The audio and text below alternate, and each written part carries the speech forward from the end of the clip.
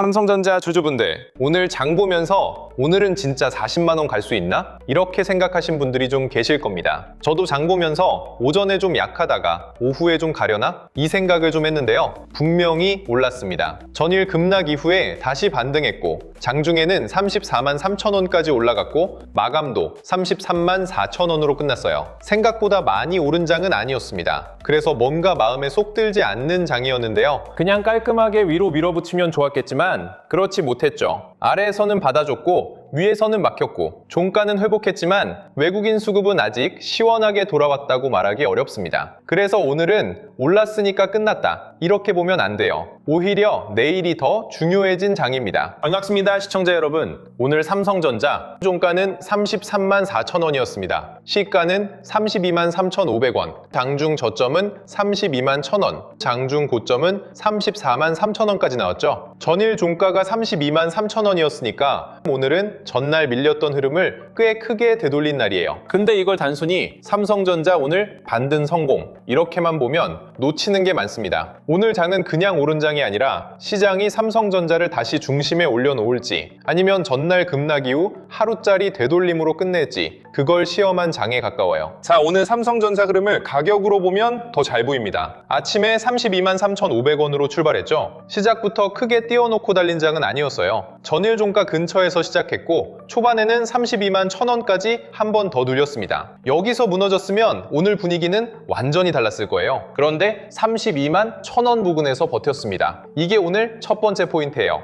전날 급락이 이어지는 장이었다면 이 가격대에서 다시 밀려도 이상하지 않았어요. 그런데 삼성전자는 그 자리에서 다시 받아줬고 결국 장중에 34만 3천 원까지 올라갔습니다. 이건 그냥 우연히 오른 게 아니라 아래에서 물량을 받아보려는 돈이 있었다는 뜻이에요. 그 다음 봐야 할 건 34만 3천 원입니다. 오늘 고점이죠? 여기서 막혔습니다. 그러니까 오늘 삼성전자는 아래는 지켰고 위는 확인했고 마감은 중간에서 끝난 장이에요. 약하다고만 볼 수도 없고 완전히 강하다고 말하기도 어려운 자리입니다. 오늘 마감가 33만 4천 원. 이 가격도 중요해요. 34만 원 위에 딱 안착하지는 못했지만 전일 종가 32만 3천 원에서 꽤 많이 올라왔습니다. 전날 무너졌던 심리를 일부 복구한 건 맞아요. 다만 34만 원 위에서 마감하지 못했다는 건 아직 위쪽 매물이 남아있다는 뜻이기도 합니다. 그래서 내일 삼성전자에서 가장 먼저 볼 건 33만 4천 원 부근을 지키느냐예요. 오늘 마감 가격을 내일 초반에 바로 깨고 내려오면 오늘 반등은 힘이 약해집니다. 반대로 이 가격 부근에서 버티고 다시 34만 원 위로 올라서면 전날 급락을 되돌리는 흐름이 이어질 수 있어요. 34만 원은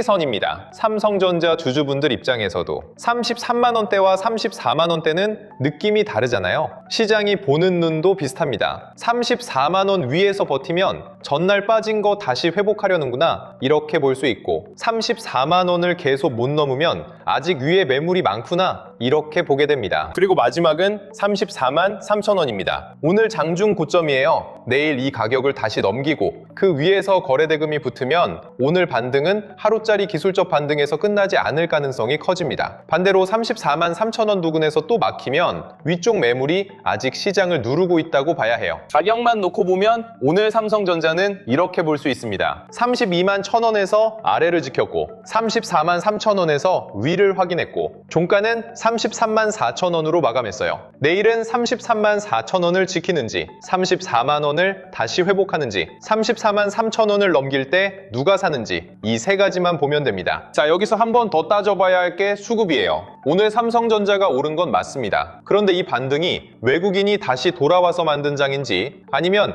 외국인 매도 물량을 국내 수급이 받아낸 장인지 이걸 구분해야 합니다. 둘은 완전히 달라요. 삼성전자 같은 대형주는 개인 투자자들이 좋아한다고 계속 멀리 가는 종목이 아닙니다. 기관이 받는 것도 중요하지만 결국 외국인이 계산을 바꿔야 더 멀리 갈 수 있어요. 외국인이 들어온다는 건 그냥 좋아 보여서 샀다가 아닙니다. 이 가격 위에서도 먹을 구간이 남아있다고 계산했다는 뜻이에요. 외국인은 삼성전자 하나만 보고 움직이지 않습니다. 엔비디아가 어떻게 움직였는지, 마이크론이 어떤 흐름을 보였는지, 미국 금리는 어디로 가는지, 달러가 강한지 약한지, 원화 환율이 외국인에게 부담인지, 한국 반도체 ETF에 돈이 들어오는지 코스피 대형주 수급이 살아나는지까지 같이 봅니다. 그래서 오늘 삼성전자가 올랐다고 해서 바로 외국인 돌아왔다 이렇게 말하면 안 돼요. 내일 봐야 할 건 외국인 매도 강도가 줄어드는지입니다. 오늘처럼 가격은 버티는데 외국인이 계속 팔면 반등은 이어질 수 있어도 무게감은 부족해요. 반대로 34만 원 위에서 외국인 매도가 줄고 기관까지 같이 받으면 분위기는 확 달라질 수 있습니다. 환율도 그냥 넘어가면 안 됩니다. 오늘 원달러 환율은 장중에 1,550원을 넘었고 경주간 거래 마감도 1,545원대였습니다. 이 정도 환율이면 외국인 입장에서는 한국 주식 사기가 편하지 않아요. 주가가 올라가도 원화가 약하면 환차손까지 같이 계산해야 하거든요.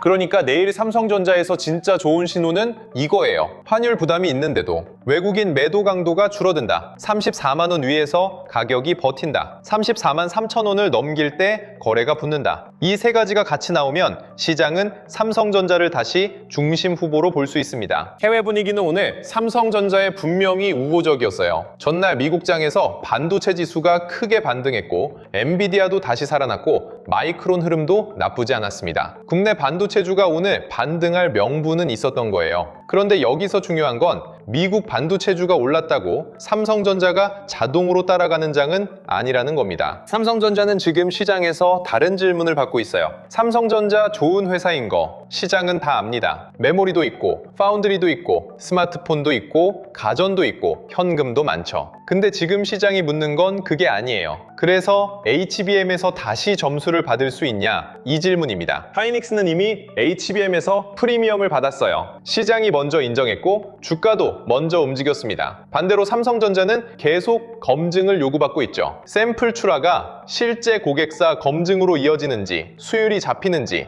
양산과 매출로 연결되는지 시장은 이걸 계속 보고 있습니다. 삼성전자가 HBM4E 샘플 출하를 시작한 건 분명히 중요한 재료예요. 12단 HBM4E, 최대 16Gbps 속도, 개선된 전력 효율과 열 성능. 이건 그냥 새 제품 하나 더 만들었다는 이야기가 아닙니다. 삼성전자가 AI 서버 메모리 시장에서 다시 문을 두드리고 있다는 뜻이에요. HBM을 쉽게 말하면요, GPU가 천재의사라면 HBM은 그 옆에서 수술 도구와 환자 기록을 초고속으로 꺼내주는 수술팀입니다. 의사가 아무리 천재여도 도구가 늦고 기록이 늦고 옆에서 데이터를 못 밀어주면 수술 속도가 안 나오잖아요. AI 서버도 똑같습니다. GPU 혼자서는 안 돼요. 옆에서 데이터를 초고속으로 밀어주는 메모리가 필요합니다. 그게 HBM입니다. 그래서 삼성전자가 HBM4E에서 점수를 받는다면 그건 단순한 제품 뉴스로 끝나지 않습니다. AI 서버 공급망 안에서 삼성전자의 위치가 달라질 수 있어요. 단순 디램 사이클만 보는 회사가 아니라 AI 메모리 공급망 안에서 다시 자리 잡는 회사로 볼 수 있는 겁니다. 그런데 냉정하게 봐야 할 것도 있습니다. 샘플 출하는 시험대에 올라간 거지 합격증을 받은 건 아니에요. 고객사 검증, 수율, 발열, 전력 효율, 양산 일정, 가격 조건까지 통과해야 실제 돈이 됩니다. 그래서 오늘 삼성전자가 반등했어도 시장이 완전히 안심하지 못하는 거예요. 수율도 그냥 기술 용어로 보면 안 됩니다. 수율은 결국 돈이에요. 제품 100개를 만들었을 때 정상 제품이 몇 개 나오느냐가 수율입니다. 정상 제품이 많을수록 같은 장비, 같은 인력, 같은 시간으로 더 많이 팔 수 있죠. 그러면 원가는 내려가고 마진은 좋아지고 고객사 대응도 빨라집니다. 동업방으로 보면 쉬워요. 똑같은 재료와 똑같은 시간을 써서 동업방 100개를 구웠는데 그중 50개만 팔 수 있으면 장사가 힘듭니다. 그런데 90개를 팔 수 있으면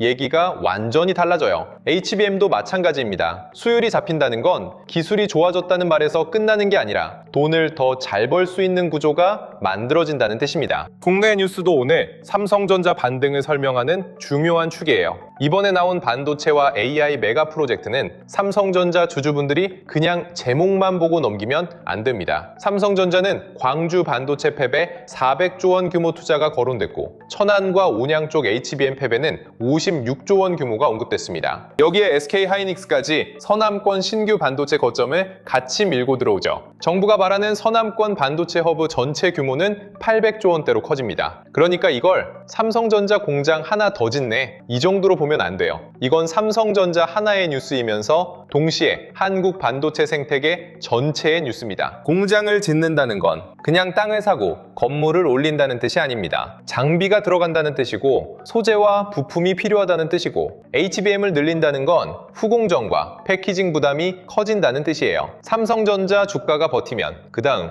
돈의 시선이 자연스럽게 주변으로 번지는 이유가 여기에 있습니다. 그리고 데이터 센터가 늘어난다는 건 전력과 냉각이 같이 필요하다는 뜻입니다. AI 데이터 센터는 반도체만 있다고 돌아가지 않아요. 전기가 필요하고 열을 식혀야 하고 서버가 멈추지 않도록 인프라가 깔려야 합니다. 반도체가 엔진이라면 전력과 냉각은 엔진룸 전체예요. 엔진만 좋아도 전기와 열 관리를 못하면 앞으로 못 갑니다. 그래서 삼성전자가 오늘 33만 4천 원으로 마감한 게 단순히 삼성전자 주주들만의 문제가 아닙니다. 삼성전자가 버틴다. 그러면 시장은 바로 옆을 봅니다. 장비는 누가 들어가느냐? 후공정은 누가 맞느냐? HBM 패키징은 어디로 가느냐? 데이터 센터 전력은 누가 깔아주느냐? 냉각은 누가 맞느냐? 이 질문이 시작되는 거예요. 다만 순서를 헷갈리면 안 됩니다. 입구는 삼성전자예요. 오늘 삼성전자가 반등했고 33만 4천 원으로 끝났고 장중에 34만 3천 원까지 갔습니다. 이 흐름이 먼저입니다. 그 다음에 반도체 장비, 후공정, 패키징, 전력 인프라, 데이터 센터 냉각까지 보는 거예요. 삼성전자가 내일 34만 원 위로 다시 올라서고 34만 3천 원을 넘기면 시장 질문은 바뀔 수 있습니다. 삼성전자 반등이 진짜냐에서 삼성전자 이후 돈이 어디로 번지냐로 바뀌는 거죠. 그때 주변 섹터까지 같이 움직이면 오늘 반등의 신뢰도는 훨씬 커집니다. 반대로 내일 삼성전자가 33만 4천 원 부근을 지키지 못하고 34만 원 회복도 실패하고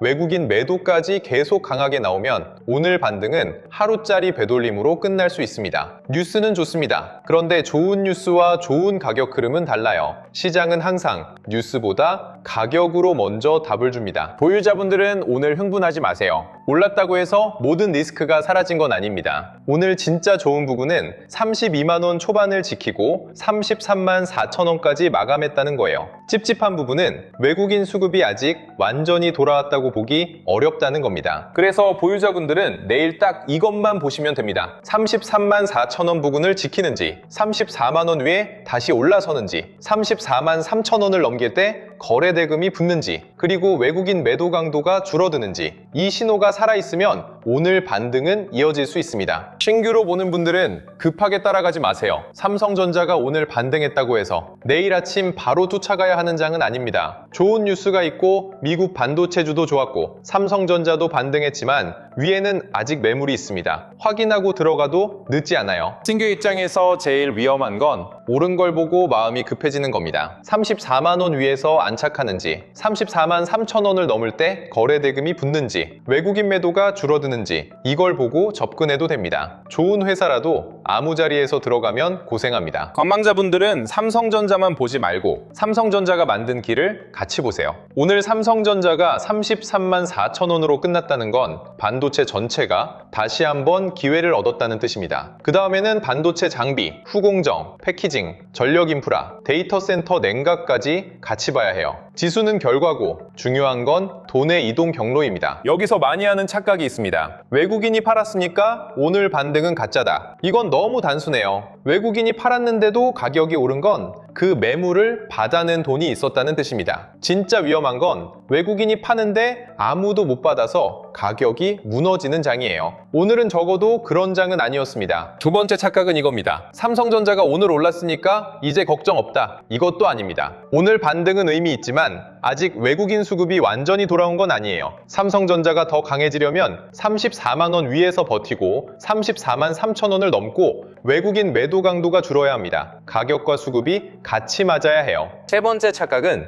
뉴스가 크니까 계속 간다는 생각입니다. 정부 투자 발표, 광주팹, 천안 온양 HBM팹, AI 데이터 센터, 피지컬 AI 다 좋습니다. 하지만 뉴스가 크다고 주가가 자동으로 가는 건 아니에요. 그 뉴스가 돈의 이동으로 이어져야 하고 그 돈이 삼성전자 가격 위에서 확인돼야 합니다. 여기서 진짜 중요한 게 있습니다. 오늘 삼성전자 반등했죠? 그런데 이런 날 오히려 더 많은 분들이 흔들립니다. 왜냐하면 올라서 깊은데 외국인은 아직 부담이고 환율은 높고 34만 원 위에서 계속 들고 가도 되는지, 내일 눌리면 기다려야 하는지, 아니면 오늘 반등이 하루짜리인지 혼자 판단하기가 너무 어렵기 때문이에요. 주식에서 제일 위험한 순간이 언제냐면요, 빠질 때가 아닙니다. 기준 없이 오른 종목을 볼 때예요. 오르면 늦은 것 같고 눌리면 끝난 것 같고 뉴스가 나오면 따라가고 싶고 외국인이 팔면 바로 겁이 납니다. 이렇게 되면 삼성전자를 들고 있어도 불안하고 안 들고 있어도 불안해요. 그래서 이번 자료를 그냥 종목 리스트로 만든 게 아닙니다. 오늘 삼성전자처럼 주가는 올랐는데 외국인 부담은 남아있고 뉴스는 좋은데 환율은 높고 반도체는 살아있는데 돈이 어디로 번질지 헷갈리는 장에서 기준을 잡을 수 있게 만든 자료예요. 자료 안에는 딱 필요한 것만 넣었습니다. 삼성전자 보유자가 내일 봐야 할 가격 기준, 외국인 매도가 진짜 위험해지는 구간, 기관이 받아주는 반등과 하루짜리 반등을 구분하는 방법, 삼성전자 이후 돈이 번질 수 있는 반도체 장비, 후공정, 패키징, 전력 인프라, 데이터 센터 냉각 쪽 자금 흐름, 그리고 AI 주식 보조지표 템플릿과 시장 모니터링 대시보드까지 같이 정리해뒀어요. 쉽게 말하면요, 뉴스 제목만 보고 흔들리지 않게 삼성전자가 진짜 강한 건지, 그냥 하루 반등인지, 그 다음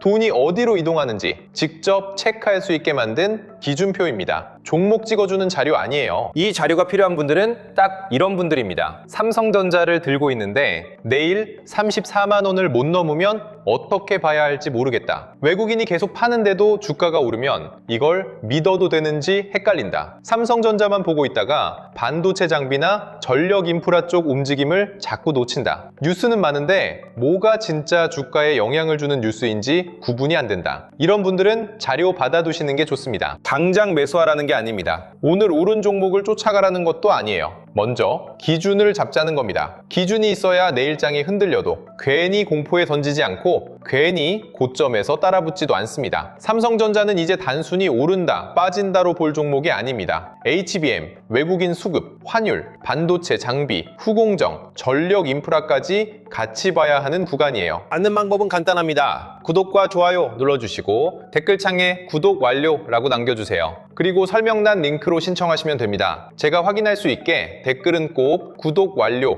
4글자로 남겨주시면 됩니다. 오늘 삼성전자 반등을 보고도 내일 어떻게 봐야 할지 머릿속이 복잡하다면 그냥 넘어가지 마세요. 혼자 뉴스만 따라가면 계속 늦습니다. 자료 받아두고 내일장부터 기준 가지고 보세요. 구독, 좋아요, 댓글에 구독 완료, 그리고 설명란 링크로 신청하시면 됩니다. 오늘 삼성전자는 33만 4천 원으로 마감했습니다. 장중 저점은 32만 1천 원, 장중 고점은 34만 3천 원이었죠. 전일 급락 이후 반등은 분명히 나왔습니다. 하지만 내일은 더 중요합니다. 내일 삼성전자가 33만 4천 원 부근을 지키고 34만 원 위로 다시 올라서고 34만 3천 원을 넘기면 오늘 반등은 이어질 수 있습니다. 여기에 외국인 매도 강도까지 줄어들면 시장은 삼성전자를 다시 중심 후보로 볼 수 있어요. 반대로 33만 원대 중반을 지키지 못하고 34만 원 회복에 실패하고 외국인이 계속 강하게 던지면 오늘 반등은 하루짜리 되돌림으로 끝날 수 있습니다. 그래서 내일은 가격과 수급을 같이 봐야 해요. 하나만 보면 흔들립니다. 오늘 흐름은 여기까지 보고요. 다음 영상에서는 삼성전자가 34만 원 위에서 실제로 안착할 수 있을지, 그리고 오늘 반등 이후 돈이 반도체 장비, 후공정, 패키징, 전력 인프라, 데이터 센터 쪽으로 어떻게 번지고 있는지 더 자세하게 짚어드리겠습니다. 끝까지 시청해주셔서 감사합니다.